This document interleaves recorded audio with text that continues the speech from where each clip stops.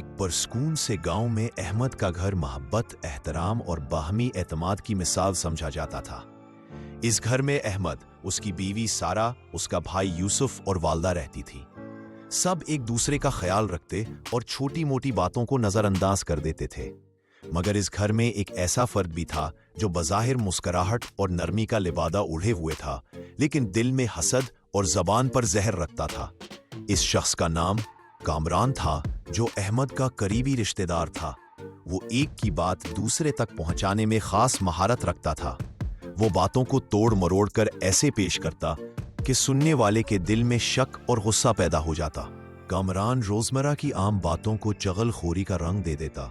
अगर सारा किसी दिन थकी हुई होती और कह देती कि आज काम बहुत था, तो कामरान फौरन यूसुफ के पास जाकर कहता, सारा कह रही थी कि घर का सारा बोझ इसी पर है और कोई इसकी मदद नहीं करता। यूसुफ के दिल में रंजिश पैदा हो जाती। फिर वो वालदा के पास जाकर कहता, अहमद कहता है कि सब फैसले वही करता है, किसी की बात नहीं सुनता। इस तरह आहिस्ता आहिस्ता घर के अफराद के दिलों में बदगुमानियां जन्म लेने लगी। बात बात पर तलखी, खामोशी और नाराजी बढ़ने लगी। मगर असल आग लगाने वाला खामोशी से तमाशा देखता रहा। चुगलखोरी का जहर अब इतना फैल चुका था कि मामूली बातें भी झगड़े में बदलने लगीं। एक दिन यूसुफ और अहमद के दरमियान शदीद बहस हो गई।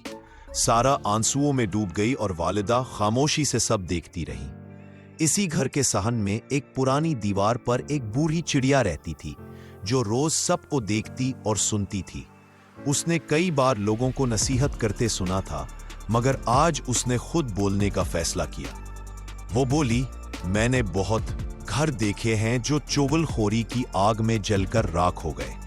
जबान की ये आग लकड़ी से ज्यादा खतरनाक होती है, क्योंकि ये दिलों को जलाती है। बूढ़ी चिड़िया की आवाज सुनकर सब चौंक गए।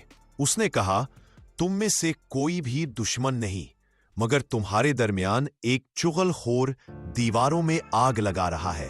वो एक की बात दूसरे तक पहुंचाकर नफरत पैदा करता है। याद रखो, चुगलखोरी घर के सुकून को खा जाती है और मोहब्बत को दुश्मनी में बदल देती है। ये सुनकर अहमद, यूसुफ और सारा ने एक दूसरे की तरफ देखा और सोचने लगे कि वाकई उनके झगड़ों की बुनियाद क्या थी। जब बातों की तह तक गए तो उन्हें अंदाजा हुआ कि अक्सर बातें कामरान के जरिए पहुंची थी और वो बातें असल हकीकत से मुख्तलिफ थी। आखिरकार घर वालों ने फैसला किया कि वो एक दूसरे से बराह रास्त बात करेंगे और किसी की सुनी सुनाई बात पर यकीन नहीं करेंगे। कामरान की चुगलखोरी सबके सामने आ गई और उसे अपनी गलती का एहसास हुआ। उसने शर्मिंदगी से माफी मांगी, मगर घर वालों ने यह सबक सीख लिया था कि जबान का गलत इस्तेमाल कितनी बड़ी तबाही ला सकता है। बूढ़ी चिड़िया ने आखिरी नसीहत करते हुए कहा, चुगलखोर घर की दीवारों में आग लगा देता है और जो वक्त पर ना समझे वो सब कुछ जला बैठता है। उस दिन के बाद इस घर में सच, सब्र और बराह रास्त गुफ्तगू ने दोबारा जगह बना ली और मोहब्बत ने नफरत पर काबू पा लिया।